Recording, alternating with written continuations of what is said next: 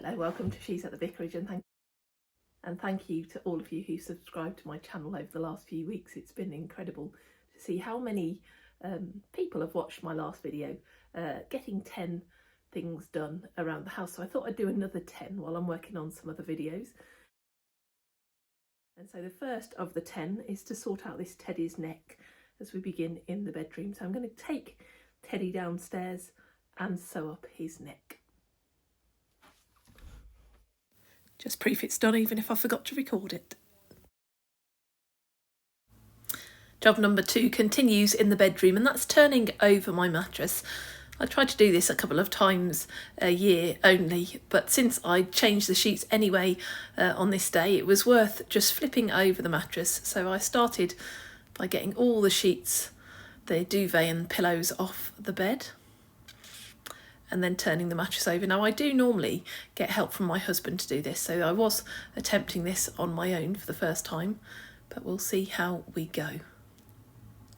I suddenly realised it was probably sensible to move my bedside table out of the way before flipping the mattress up and flipping it this way. So I begin to flip it up, and what I realised as I walked across the bed there is that underneath the mattress it was incredibly dusty and there was a screw loose, which became my third job, is bed maintenance. So I needed to first of all tighten these screws. I couldn't believe there was an actual screw in my bed that was this loose. So I began by tightening it just by my hand, and then I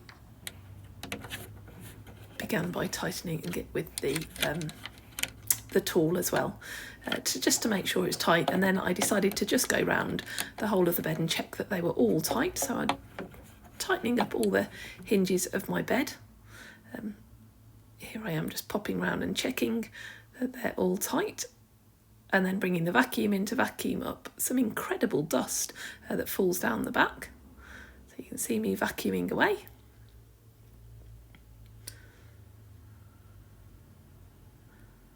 And I did just finally then just get a cloth and wipe up some of the dust with the cloth. And while the bed was drying from that little bit of damp cloth, I went on to my next job, which again was in the bedroom, and this time it was to polyfiller these holes that you can see up above the curtain. Oh, hopefully you can see them.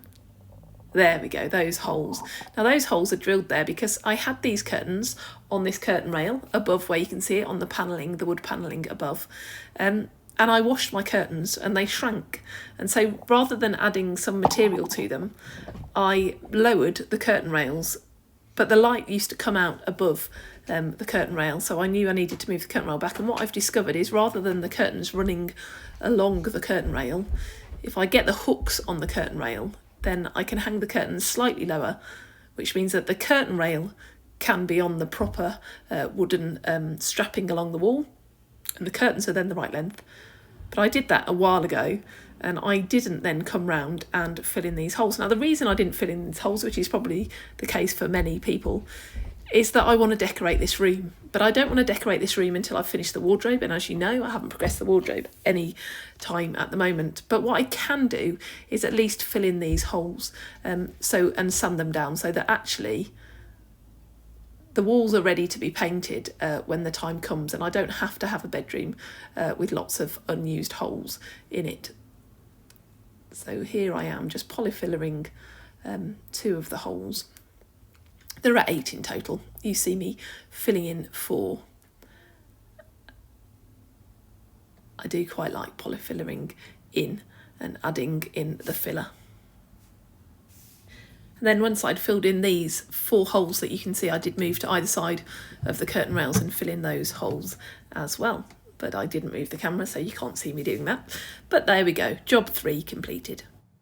Then back to completing job 2 and flipping the mattress over. And so I just lifted it up from the bottom, so it's in fact turned over, and pulled it back along the bed. I was a bit dubious about walking on the bed frame.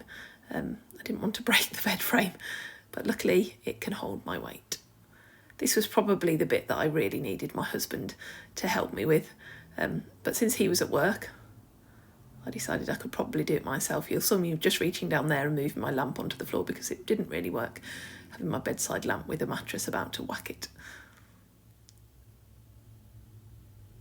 So many things you think, oh, I could do this, I could do that, I can't do this, I can't do that, but actually there's always a way. No matter what you've got, there's always a way to do something. So with a bit of heaving and hoeing, I managed to swap my bed mattress over, and we've got the other side. Then I just need to put my bedside table back. Now, I was incredibly tempted then to clean and vacuum the whole bedroom, but I resisted that job. I did just put the mattress cover back on the mattress. We have this mattress protector just to protect our mattress, and I think they're a really good thing. I've got them on all the beds in our house, and they are really good. That always annoys me when you get the wrong corner on to start with, but you get there eventually. So putting the mattress protector back on, and then eventually the covers will go on later once the covers have washed. I don't know if you're like me in that you like a minimal house. So we only have one set of bedding for our bed, which gets quite frustrating if I don't manage to put it back on in time for going to bed at night. It can be quite a late night when I've done the bedding, but I would rather just have one set than have an extra stored all the time. So there we go, the bed ready to be made. Now, so job 5 related to curtains too, but this time downstairs in the dining room. This is the worst example of the curtains. The metal loop falls out of the wooden hook, and then the curtains fall down. And so I just needed to replace the hooks. And luckily, although I've decluttered a lot of stuff, I retained a bag of hooks, and so I was able to replace the ones that were broken from both the dining room and these living room curtains too.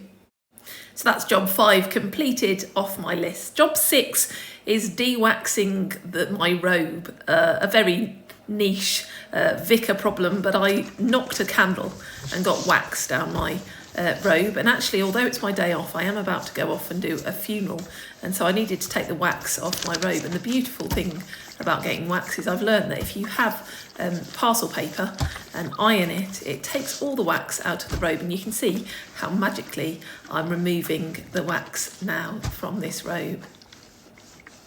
This robe I've had since I began in ministry, many years ago now, and I still fit it, which is incredible. It was made especially for me, and so I do want to treat it quite well, and I do need to make sure I don't get wax on it again. But this is just showing you me in my robe. I do wear a white surplice over the top, but this is me getting ready. Now, I still had a few moments to go before I actually moved on to do my funeral, so I decided to do a bit of self-care. I wonder how rarely we put jobs like doing our eyebrows on our job list. But I really did need to do my eyebrows. You can see it makes me sneeze. I sneezed a moment ago. But just quickly tidying up my eyebrows was a little job that I could do before going in my robe to take the funeral. And once the funeral had taken place, I was back into my skivvies and job 8, which was replacing this broken floor tile in the porch.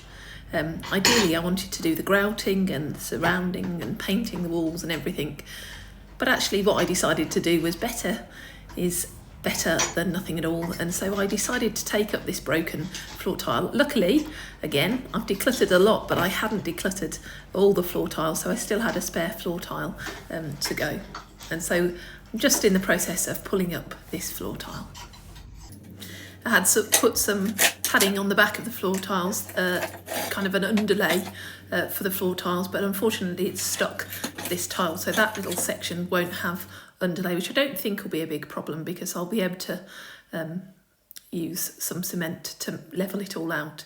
But I'm just using this little device to try and get up some of the old cement so that it sticks much better when I lay some new cement down. So all the rubbish can go in the black bag that I've prepared, and then I needed to cement the new floor tile in, and I had some floor tile adhesive in with the cement that I bought for the greenhouse. And I'm using this old soup container, which you'll see me use again in a moment, just to mix up the amount of tile adhesive that I needed. And then it was a matter of just placing the tile down and waiting for it to dry, and then I will grout round the tiles, but that's that job done. On to job 9, and you'll notice the soup pots again. I saw this hack on YouTube where you use old containers, like normally Chinese containers, the takeaway containers, to empty some of your paints. So I thought I'd do that, and I thought I'd empty my paint into containers. What you can see here is I lost the footage from some of it. So there's a botanical extract dining room paint that I'd labelled up, and that fitted nicely in one. And then some smooth masonry paint fitted nicely into one. And then this smart pink paint. I had actually tried to empty the sapphire blue paint.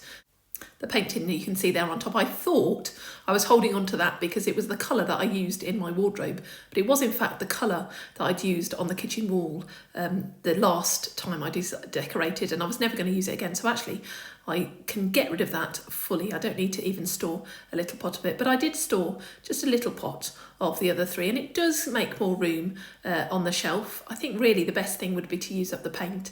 I think it's a bit of a waste of time hack, but there we go.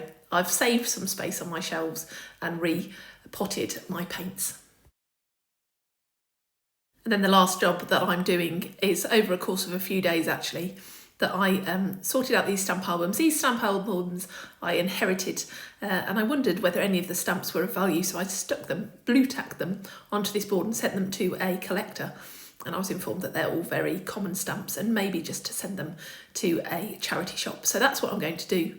But I quite enjoy, in my childhood, sorting out the paints. We used to put them in hot water and then peel the stamps off the envelopes. And so that's what I'm doing here. I'm just peeling all the stamps, and then as they dry, I'll put them into the stamp albums, and then those stamp albums can go to a charity shop and someone else can enjoy the stamps, even if they're not of any value.